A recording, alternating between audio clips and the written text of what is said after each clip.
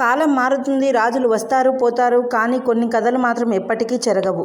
అవి రాతిలో కాదు మనసులో చెక్కబడతాయి. అటువంటి ఒక శాశ్వత గాథ ఆంధ్రప్రదేశ్లోని పవిత్ర క్షేత్రమైన శ్రీకాళహస్తీశ్వర టెంపుల్ గురించి ఇప్పుడు మనం తెలుసుకోబోతున్నాం. చాలా కాలం క్రితం ఒక ప్రాంతం ఒక అడవి మాత్రమే. గాలి శబ్దం, పక్షుల కిలకిల, ప్రకృతి మాత్రమే. కానీ ఆ నిశ్శబ్దంలో ఒక శక్తి దాగి ఉంది. అది శివభక్తి. కాలక్రమేణా రాజులు ఈ మహిమను గుర్తించారు. పల్లవులు, చౌలులు, తర్వాత విజయనగర సామ్రాజ్యం, ముఖ్యంగా కృష్ణదేవరాయలు ఈ క్షేత్రాన్ని అద్భుతమైన ఆలయంగా అమర్చాడు. ఎత్తైన గోపురాలు, శిలాకళ వైభవం, ప్రతి రాయి ఒక కథ చెప్తుంది. కానీ ఈ ఆలయం కథ రాజులతో మొదలవ్వలేదు. ఇది ఒక భక్తితో మొదలయ్యింది. చాలా కాల క్రితం అక్కడ ఒక శివలింగం మాత్రమే ఉండేది. ఎవరూ లేరు, ఎలాంటి పూజలు లేవు. కానీ 3 చిన్న జీవులు ఆ లింగాన్ని తమ ప్రాణంలాగా భావించాయి. ఒక సాలెపురుగు తన చిన్న శక్తితో జాలం వేసి ఇది నా దేవుడు, నేను కాపాడాలి అని. ఒక పాము తన శరీరంతో చుట్టుకొని రక్షణగా నిలిచింది. ఒక ఏనుగు ప్రతిరోజు దూరంగా ఉన్న నదికి వెళ్ళి నీళ్లు తీసుకొచ్చి అభిషేకం చేసేది. వీళ్ళు చిన్న జీవులు, కానీ వారి భక్తి పెద్దది. కానీ ఒకరోజు వారి మధ్య తేడాలు, అహంకారం, అర్థం లేని కోపం. ఏనుగు సాలెపురుగు జాలాన్ని చెరిపేసింది. పాము ఏనుగుపై దాడి చేసింది. ఆ అడవి ఒక్కసారిగా యుద్ధ భూమిగా మారింది. చివరికి ముగ్గురు ప్రాణాలు కోల్పోయారు. ఆ సమయంలో ఆకాశం చీలిపోయినట్లు దివ్యకాంతి వెలిగింది.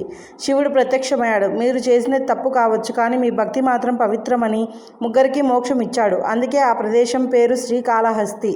ఇది సాధారణ లింగం కాదు, ఇది వాయులింగం, గాలి రూపంలో ఉన్న శివుడు. నువ్వు చూడలేవు, కానీ ప్రతి శ్వాసలో అనుభవించగలవు. గర్భగుడిలో దీపం గాలి లేకపోయినా కదులుతుంది. అది శివుడి ఉనికి. ఇలా కాలం గడిచింది. ఒకరోజు ఒక వేటగాడు అడవిలోకి వచ్చాడు. అతని పేరు కన్నప్ప నాయనర్. అతను పండితుడు కాదు, శాస్త్రాలు తెలియవు, కానీ అతనికి గొప్ప సంపద ఉంది. అది నిజమైన భక్తి. ఒకరోజు అతను ఆ శివలింగాన్ని చూశాడు.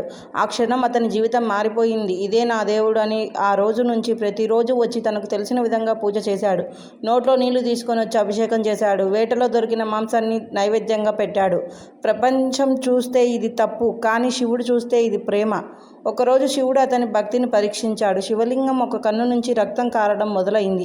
కన్నప్ప చూశాడు, భయపడలేదు, ఆలోచించలేదు. నా దేవుడు నొప్పి పడకూడదు అని తన ఒక కన్ను తీసి శివలింగంపై పెట్టాడు. రక్తం ఆగిపోయింది. కానీ కొద్దిసేపటికి మరో కన్ను నుంచి కూడా రక్తం వచ్చింది. ఇప్పుడు అతని ముందున్నది ఒకే మార్గం, రెండో కన్ను కూడా ఇవ్వాలి. కానీ అది ఇచ్చాక తనకు కనిపించదు కదా, ఎక్కడ పెట్టాలి అనే ఆలోచనతో నా దేవుడికి నొప్పి కలగకూడదని ఆ క్షణం అతను రెండో కన్ను కూడా తీయబోతున్నాడు. ప్రపంచం నిశ్శబ్దమైంది. ఒక్కసారిగా దివ్యకాంతి వెలిగింది. శివుడు ప్రత్యక్షమయ్యాడు. కన్నప్ప ఆపు అని అన్నాడు. ఆయన కళ్ళల్లో ఆనందం, హృదయంలో గర్వం.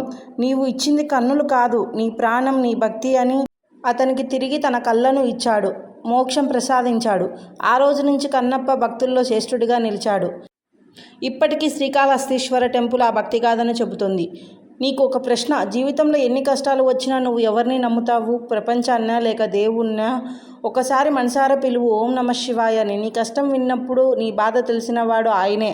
నీ భక్తి నిజమైతే అద్భుతం తప్పకుండా జరుగుతుంది. భక్తి అంటే పర్ఫెక్ట్గా చేయడం కాదు, నిజంగా చేయడం. నీ హృదయం నిజమైతే దేవుడు ఎల్లప్పుడూ నీతోనే ఉంటాడు. ఓం నమః శివాయ. ఈ కథను విన్న మీ అందరి జీవితం మారబోతుంది. మీ అభిప్రాయాన్ని కామెంట్లో తెలపండి. మరిన్ని ఇలాంటి వీడియోల కోసం మా ఛానల్ని సబ్స్క్రైబ్ చేసి ఈ భక్తి కథ మరికొందరికి తెలిసేలా షేర్ చేయండి. శ్రీకాళహస్తీశ్వర నమో నమః. ఓం నమః శివాయ.